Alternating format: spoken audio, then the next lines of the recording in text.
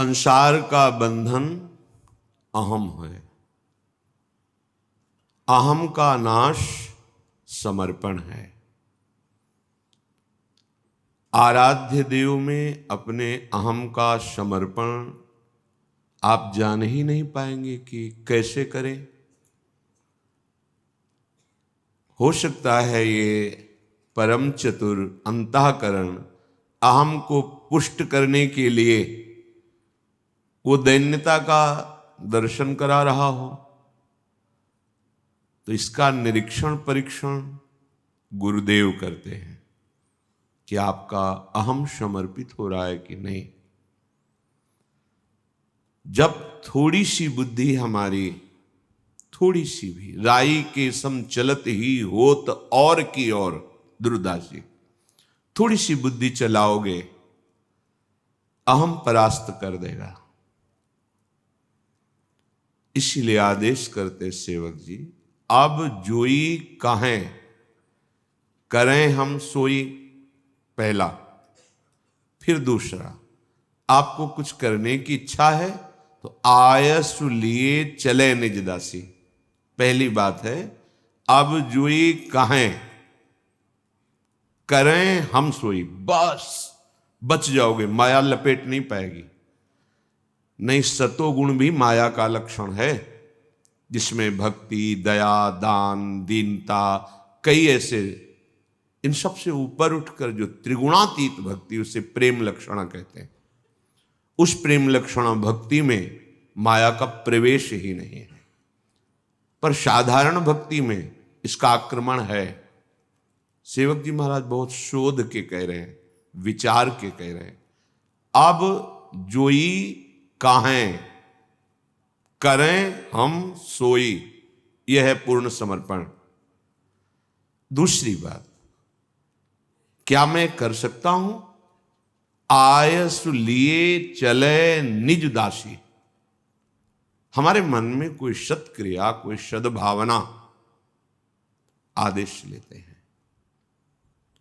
यदि ऐसा लगता है कि सत्संग में तो हमने सुना ही श्री गुरु मुख से परहित करना परम धर्म है, तो आदेश हो ही चुका है, तो उसमें फिर गुणाभिमान नहीं। गुणाभिमान का लक्षण दोष दर्शन। किसी में भी दोष दर्शन ये आपका पतन करा देगा। चाहे जितनी बड़ी तपस्या कर लो, चाहे जितना बड़ा हित कर लो, परहित, चाहे जितना बड़ा दान कर लो, तुम्हारा पतन करा देगा। श्रीपाद प्रबोधानंद जी, सर्वस्योत्कर्षदायी भव सततमये नीच नीच स्वयं स्या एवं व्रत्यैव धीमन्न दिवस मधुरम धाम वृंदावनाख्यम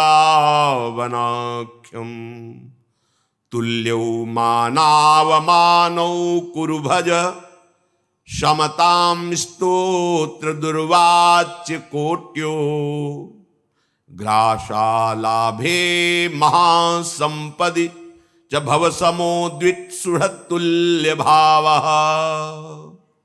हे भाई, सबको बड़ाई दो, किसी की भी निंदा मत करो। सर्वोत्कर्षदायी, सबको नहीं, वो बहुत नीच है, नहीं नहीं, भगवान कृपा करेंगे, उसकी नीचता का अपहरण करेंगे। जब लाडली जी ने कृपा की, शरण में स्वीकार किया, धाम बुलाया, सत्संग सुनाया, बड़ी कृपा है उनकी। जब इतनी कृपा की है तो और कृपा कर देंगे। उसकी मानसिकता में जो पूर्व संस्कारवश रजोगुण तमोगुण की नीच प्रवृत्तियां हैं, वो भी दूर हो जाएंगी। सर्वोत्कर्षदायी, नहीं नहीं, कोई कमी आप में नहीं।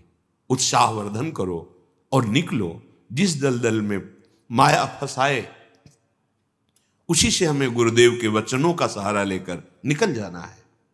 सर्वोत्कर्षदायी भव सततमये नीच नीच स्वयं।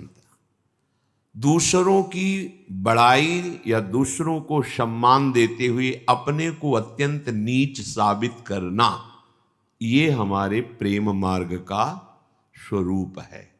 दूसरे को नीच साबित करके अपने में गुण देखना ये अभिमान का लक्षण है। भगवान से नारद जी ये नहीं कह रहे कि मैं स्वयं काम विजयी हूं, कह रहे हैं आपकी कृपा से काम विजयी हुआ हूं। पर भगवान अंदर से देख रहे हैं कि कृपा केवल व्यवहारिक शब्द का प्रयोग है, आंतरिक तुम्हारे अंदर अहम है। और उसी का भी परिणाम प्रपंच की ऐसी रचना हुई कि अपने आराध्य देव को शाप दे दिया। आप अपने गुरुदेव के खिलाफ हो जाएंगे, माया है। आराध्य देव को शाप दे दिया, जिस स्त्री के वियोग में मैं दुखी हो रहा हूं ऐसे तू रोएगा, और जिस बंदर का स्वरूप दिया वही बंदर की तुम्हारी सहायता करेगा। तब हरि माया दूर निवारी, तहा न रमा न राजकुमारी। ओह क्या हो गया। जिनकी कृपा कोर से हमारे पितर भी परम पद को जा रहे हैं, उनकी कृपा कोर में क्या कोई कमी हो सकती है? पर ये अहम ले डूबेगा, संपूर्ण परिकर से डूब जाओगे। एक छेद हो जाए तो चाहे जितना बढ़िया खेवैया हो, पूरी नाव बैठ जाएगी। ये छेद है अहंकार, जो संस्कृति के चक्र में फंसाता है। इसकी पहचान दूसरों पर दोष दर्शन होना, भले अपने गुण का वर्णन न करना, तो साबित है गुणाभिमान से ही दोष दर्शन होता है। नहीं, कल चर्चा हुई थी अद्वैष्टा सर्वभूतानां, कहीं भी किंचित दोष दर्शन होना वो हमारे अभिमान का लक्षण है। क्या तुम समझते हो तुम्हारी माया से मुक्ति हो गई? अरे तुम्हारे अंदर ही माया बैठी हुई है। गुरु कृपा ही केवलम। वो कैसे होती? यंत्रवत चलने से। बुद्धि तुम्हारी तभी भ्रष्ट होगी जब तुम पैसे का आश्रय ले लोगे, अन्य आश्रय ले लोगे और अपनी व्यवस्था आखिरी तक की सोचोगे, तो माया वही व्यवस्था में तुम्हें नष्ट करके भ्रष्ट कर देगी। शब्द लिख लो। और जब केवल ऐसे आश्रित रहोगे तो 21 पीढ़ियां तार देगा। वो भगवान है।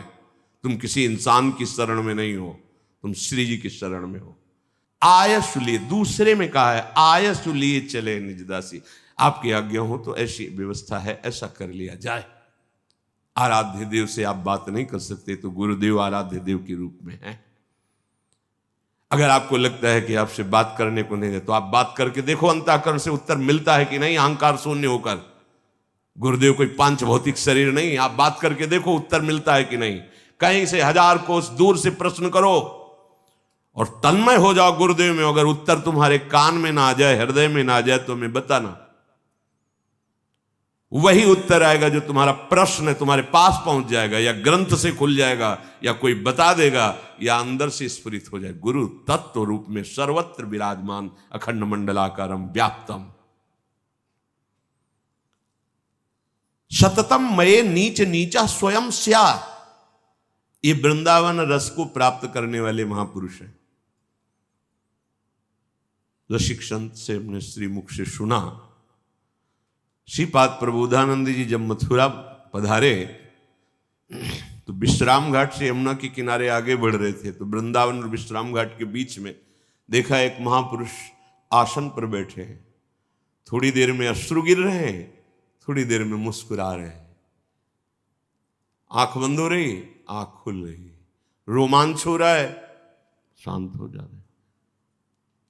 कहा ये 2 प्रकार की और अन्य समाधियों का तो मुझे ज्ञान है, संप्रज्ञात समाधि, असंप्रज्ञात विचक्षणा समाधि। ये कौन सी समाधि है? और सुबह से शाम तक उसी स्थिति में जिन महापुरुष को देखा वो परमानंद दास जी महाराज, महाप्रभु हरिवंश चंद्र जी के शिष्य राजा परमानंद जी थे।